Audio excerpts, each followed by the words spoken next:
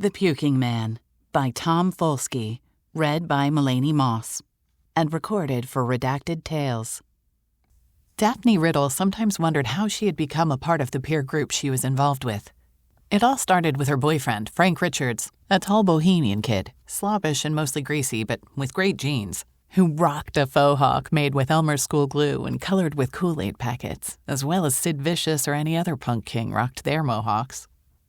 Daphne and Frank had been going out for about 3 months now, and even though Frank was tall, intimidating in appearance, and boisterously vocal about his anti-government philosophies, deep down he was the biggest teddy bear in the world.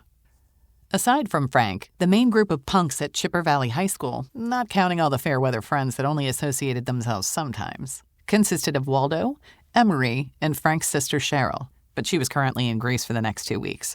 Unlike Frank, who couldn't save up $2, Cheryl was maybe even too frugal, but at the same time, she was able to afford the vacation all by herself. Well, her friend Becky went with, but Becky's parents had paid for her portion of the trip. It had been an evening not unlike any other. They had procured booze and had taken a couple shots, Emery having taken a bit more than a couple, and now they were getting bored. Normally they would have gone to the pool hall or to the lake or even to the park, but today Waldo had suggested the playground behind the high school. Chipper Valley High was only about 2 blocks away, and the playground there was significantly bigger and better than the one at the park. But they almost never went there because they hated having the school looming over them, watching, waiting, nagging at them, making sure they knew they would have to come back. This, however, was their last summer before senior year. The school was under construction, and the booze had helped to lower their apprehensions about such things. So after a short discussion, the group grabbed their bottle, poured half of it into an empty water bottle, in case they had to deal with cops, and left the other half back at Frank's for the very same reason. Once they all had a final swig before the journey, they tucked the bottle into the bottom of Daphne's decently spacious purse, grabbed their band patch-covered jackets and spike-studded accessories, and then they were on their way. While Frank sported the longer hair and faux hawk, Emery had legitimately shaved the sides of his head for an authentic mohawk, and Waldo, also with longer hair, had molded his hairdo into that of a faux tri-hawk. Daphne, on the other hand, had simply dyed her hair a darkened fuchsia, regularly used a great deal of eyeliner and mascara, as they all did, and had gotten several piercings.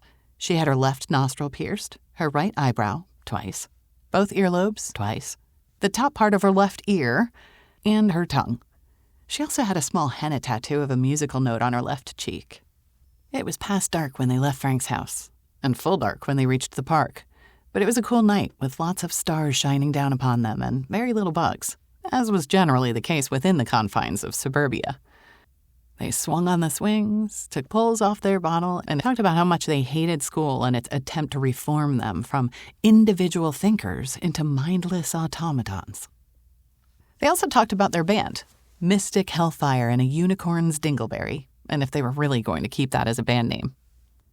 It might draw attention on a flyer or something, but even the butthole surfers probably didn't reach their full potential for fame, simply because people don't want to, or are too embarrassed to say their name, Daphne explained. Bullshit, Emery argued. Do you really think the Sex Pistols would have gotten as big as they did if they had called themselves the Dick Pistols instead? I mean, look at the Clash and the Misfits. You need something that people aren't afraid to say, Daphne replied.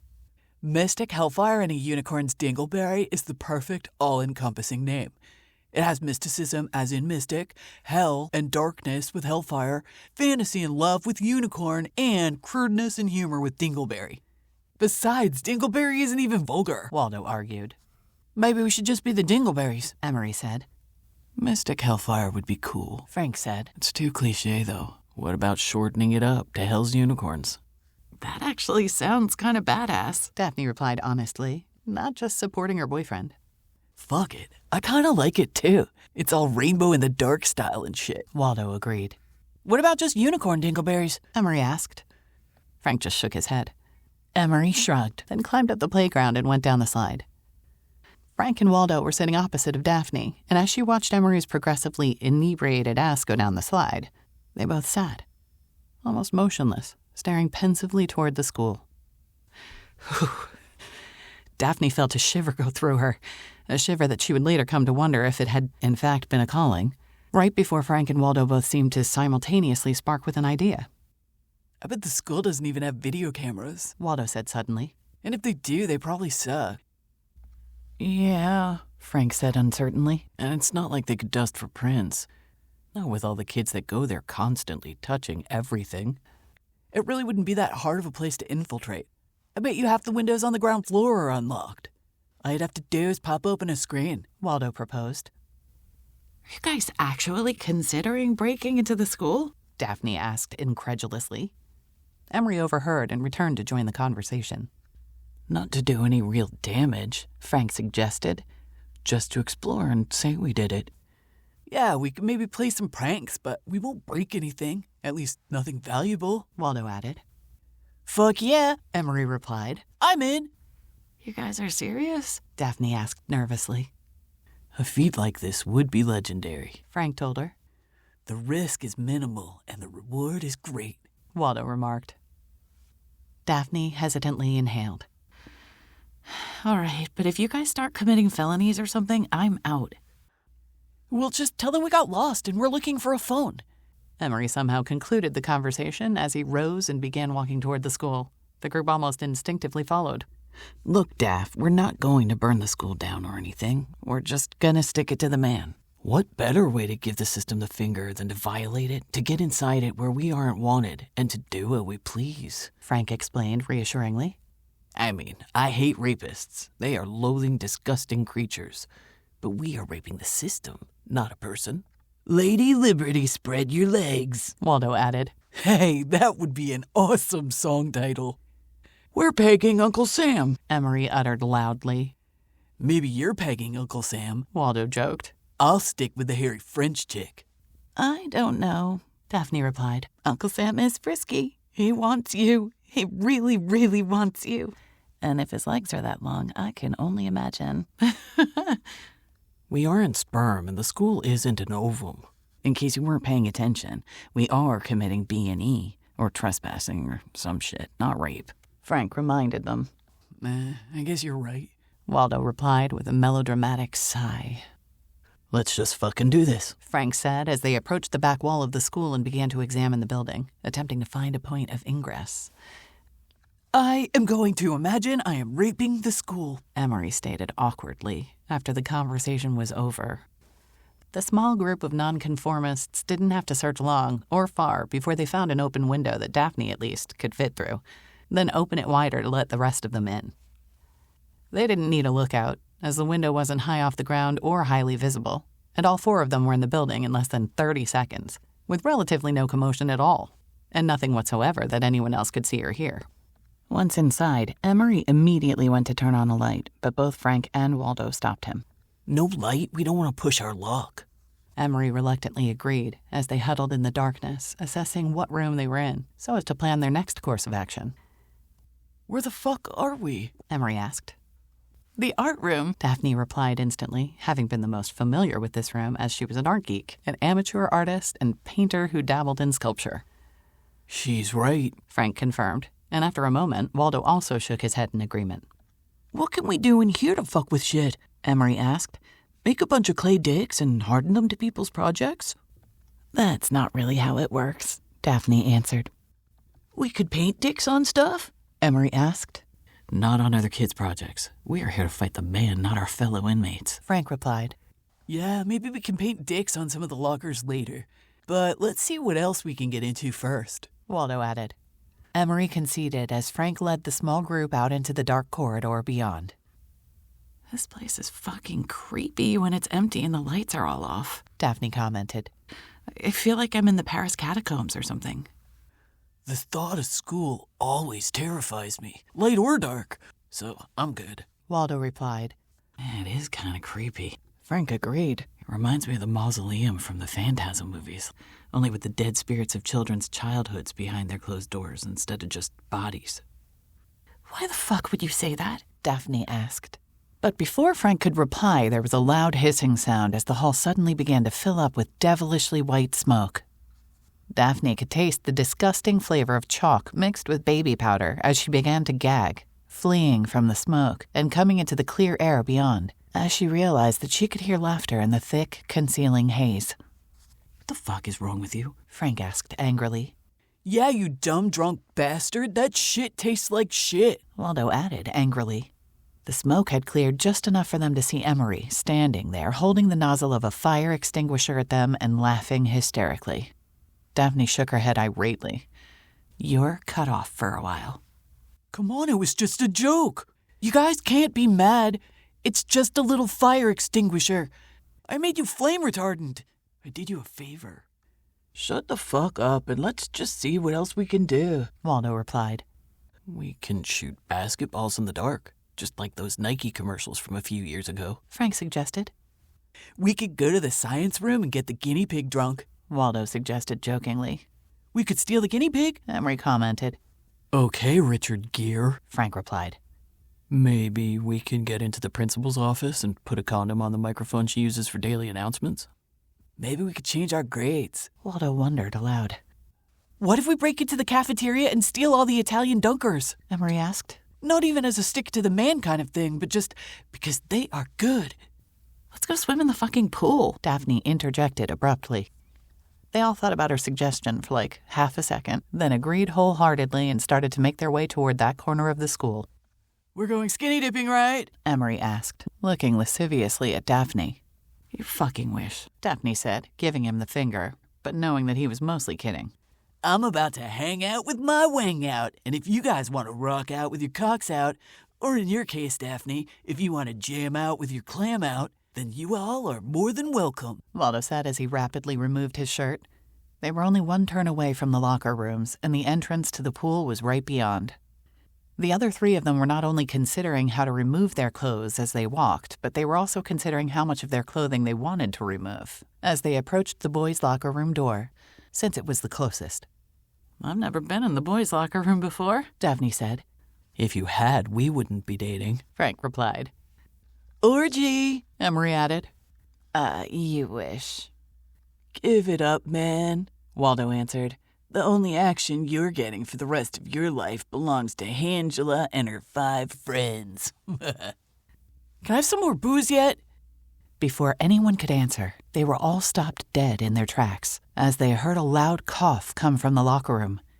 It was just one loud bark of a cough, but it was enough to unnerve every single one of them. What the hell was that? Daphne asked quietly, fearfully. Probably just the pipe settling, Emery answered. Yeah, it was probably nothing, Waldo said, though he did not make a move to enter the locker room. It was nothing, babe, Frank consoled, putting his arm comfortingly around Daphne. Despite their words, they all remained where they stood, still as corpses, listening intently for a sound they all hoped wouldn't come again. Each one of them jumped in terror when another cough, closer this time, came from just behind the locker room door. Frank moved protectively in front of Daphne. Let's get the fuck out of here, Waldo whispered. They all took off down the corridor and around the corner, but not before hearing the door to the boys' locker room swing open, as footsteps emerged into the hall. Go, go, go, go, go! Emery urged as they all ran back the way they had come. They didn't make it far before they began to hear someone approaching behind them. Only now, the encroaching person, a male from the sounds of it, was not only continuing to prominently cough and gag, they were audibly vomiting. And not only could they hear the sound of the man's stomach turning itself inside out as he retched, they could hear the splattering of the contents of the man's stomach slapping against the ground with a chunky, watery cacophony of internal exodus. What in the actual fuck? Waldo asked incredulously as they ran. What the fuck was that? Frank asked. What do you mean, what? Emery questioned fearfully. Why would a teacher, or even a janitor, or a cop chase us, not say anything, and puke while doing it? Frank remarked. This is not fucking right, Waldo stated matter-of-factly. Fuck this, Emery said, stopping suddenly and causing everyone else to stop as well, if only to encourage him to continue speaking. There are 3 of us, and this dude is obviously sick. Let's kick his ass. Frank and Waldo looked at each other hesitantly as Daphne continued to back away slowly, terrified beyond words at the thought of what might be making the puking sounds that had now almost made their way around the corner. She didn't know why she was so afraid. but every instinct warned her to flee. She was legitimately horrified. Not like the fear of getting in trouble if a security guard found you. No, this fear was more akin to stumbling across a hungry wolf when you were lost in the woods in the middle of the night. Let's just go, guys, Daphne pleaded, trying unsuccessfully to hide the dread in her voice. Why would we hurt this guy? He's probably just a security guard doing his job. Puking and following us without speaking? Waldo asked. Yeah, this guy is definitely fucking with us, Emery told Daphne before turning toward the encroaching pestilent sound and yelling, Hey, fuckface, turn around now or we'll fuck you up! The approaching footsteps stopped, but the gagging continued. And this time, when the man vomited, they glimpsed the outer rim of the chunky pool of his bile and partially digested food, signifying that the man was just around the corner. Emery started forward. Hold it, man, Waldo said, starting after him but keeping his distance. Frank didn't move from in front of Daphne. Look here, you sick fuck, I am about to fuck you up, Emery said loudly, but jumped back about a foot as the man, normal in size and appearance, but with a maliciously repulsive grin, appeared from around the corner, instantly bringing his eyes to stare upon Emery with an unsettling avarice. Get the fuck back, man, Emery commanded. You're spooky as fuck, and I don't want whatever the fuck you got. Get the fuck out of here or I'm going to break your fucking legs. The man continued to smile hungrily at Emery as he approached, seemingly weak from his illness, as he was leaning one arm against the wall of lockers as he made his way forward, but not moving slowly in the slightest as he approached. Stop, man, I'm fucking warning you, Emery shouted, taking off the spiked wrist strap he was wearing and wrapping it around his fist in mock-spiked knuckles. The man began to laugh now, between gagging, and he puked one more time, the spatter of which splashed onto the tops of Emery's shoes as he proceeded forward. Waldo was now right behind Emery as the boy raised his fists, ready to strike. I'm fucking warning you, man, Emery said, stepping almost to within striking distance. The gagging and coughing man took 2 more steps, then stopped and looked intently right at Emery. You're fucking spooky, man, Emery said, rushing forward and swinging his spiked fist at the man. Instead of blocking the boy's attack, or even evading it, the vomiting man just opened his mouth, then continued to open it wider, well beyond physical human limitations, horrifying the small band of onlookers, Emery most of all. The puking man's maw opened so large, Emery's fist went all the way down the man's gullet, his arm disappearing up to the shoulder, before Emery let out the loudest and most depressing scream of agony any of them had ever heard in their lives. Waldo went to punch their terrifying aggressor, to aid his friend, when the puking man began to adjust Emery's head, pulling the poor boy's body back, as his clavicle had been previously hung up at the corner of the puking man's mouth. Then he used his hands to guide the boy's torso into his mouth, like the pincers of a bug, before crunching meatily once after both shoulders had disappeared into its maw, a second time around the hips, and a third time at the knees, snapping right through Emery's patella and slurping up the last bit of the boy's legs and limp feet, just like spaghetti noodles. Waldo halted abruptly before the macabre atrocity taking place right in front of his eyes, just as the puking man finished swallowing Emery's shoes. Fuck this, I'm out, Waldo said, realizing there was nothing he could do for his friend, and taking off toward Frank and Daphne, who had turned to run as soon as Waldo himself had turned.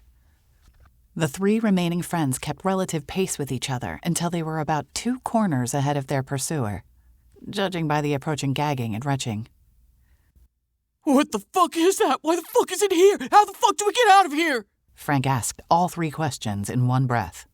Even though they all had attended Chipper Valley High for the last 3 years, the school looked unbelievably different, empty and in the dark. And besides that, they were more frightened and panicked than any of them had ever been before.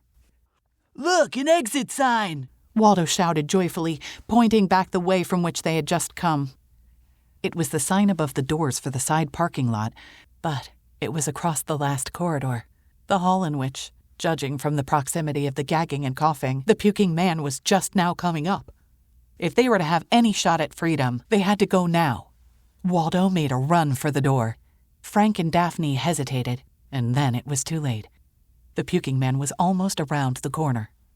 Waldo, however, raced fast enough down the hall that at his current speed, he was set to make it to the doors and outside well before the puking man could reach him. They felt no ill will toward their friend and wished him nothing but success. They hoped he would get away and bring back cops. Halfway across the hall, however, the puking man's gagging became productive in a chunky, soupy-sounding expulsion of entrails and viscera. Daphne and Frank watched at a distance as small, chewed-up bits of emery, his bones, scraps of organs, flaps of flesh, tattered, wet rags that were once their friend's clothes, even chunks of a hairy scalp, all exploded outward from the unseen man around the corner, outward, and right onto Waldo and in his path. Waldo still might have made it. He didn't actually slip on the organic slop that was once his friend. But his foot did come down directly on top of one of Emery's eyeballs. His error was that he saw the eyeball, the dilated pupil, the brilliant blue iris, the bloody root and sclera, and knew as he felt the squish and then the pop under his foot exactly what he had stepped on.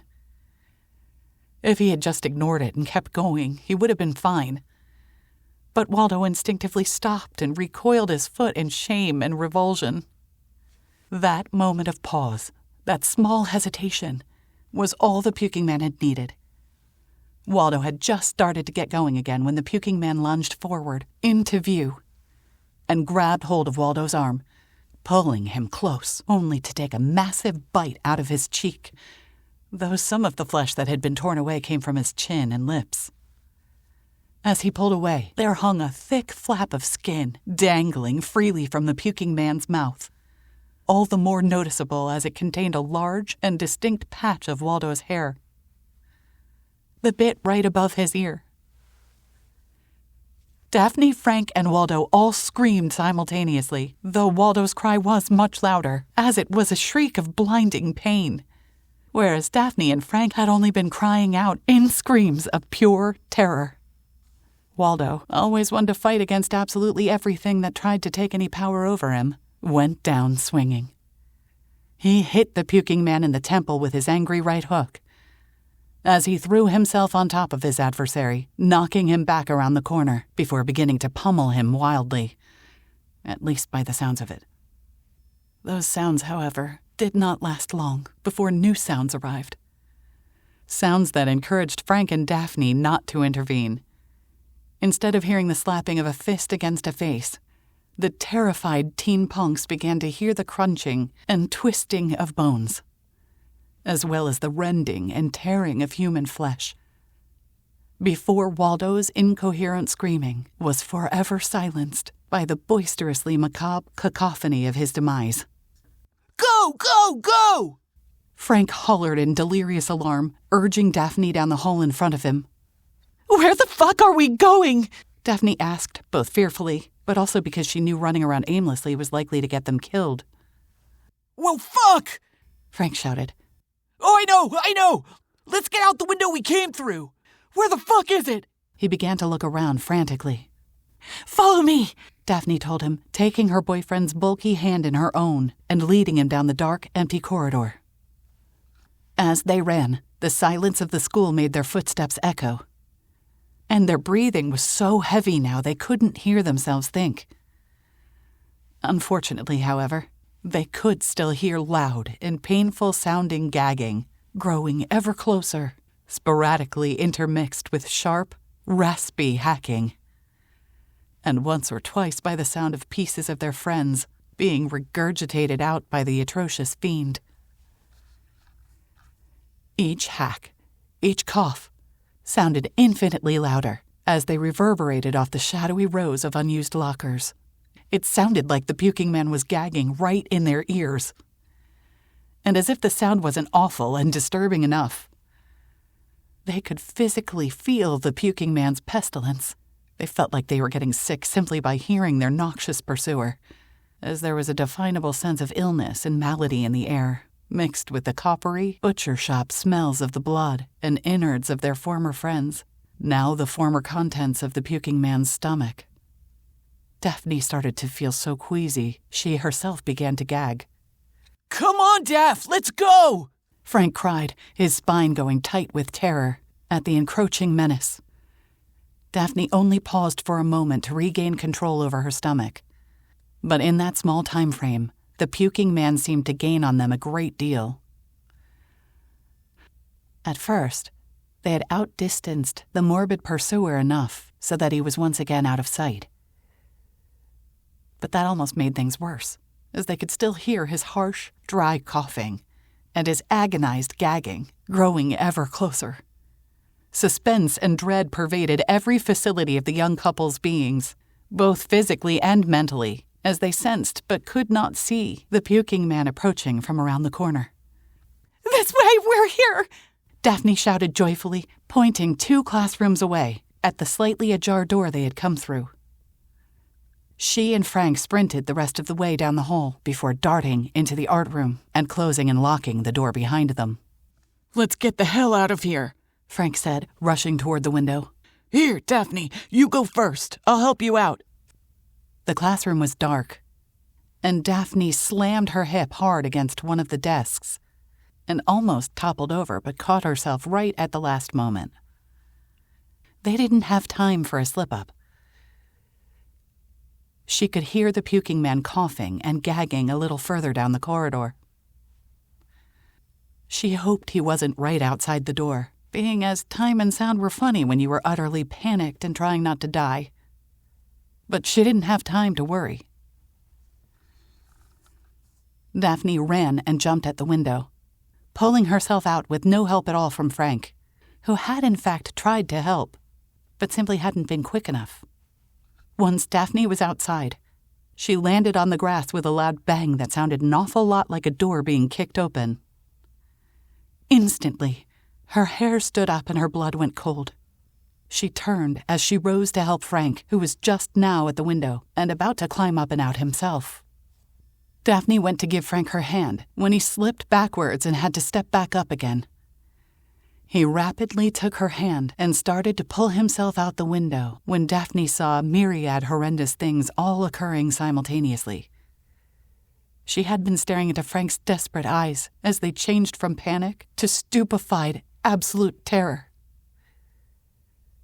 As his mouth drooped in disbelief, Daphne watched as clammy, unhealthily white hands clasped around both of Frank's shoulders.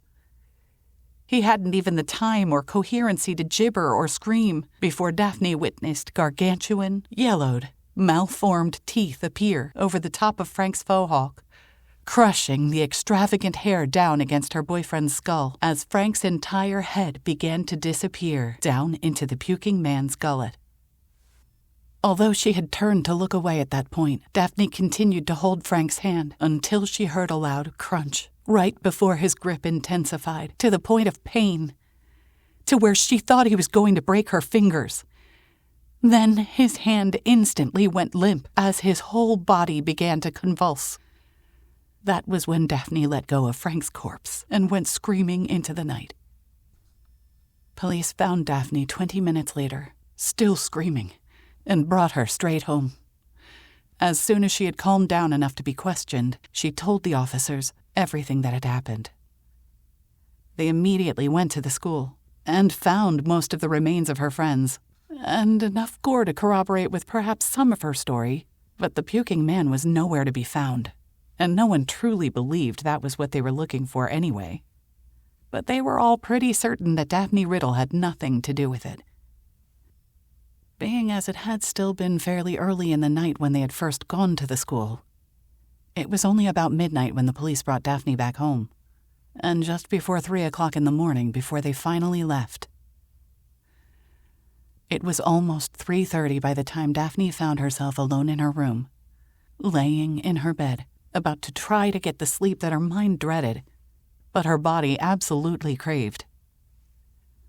She would have been out the moment her head hit the pillow, except she heard a noise coming from her backyard, from right below her bedroom window. It was the sound of someone gagging. The end.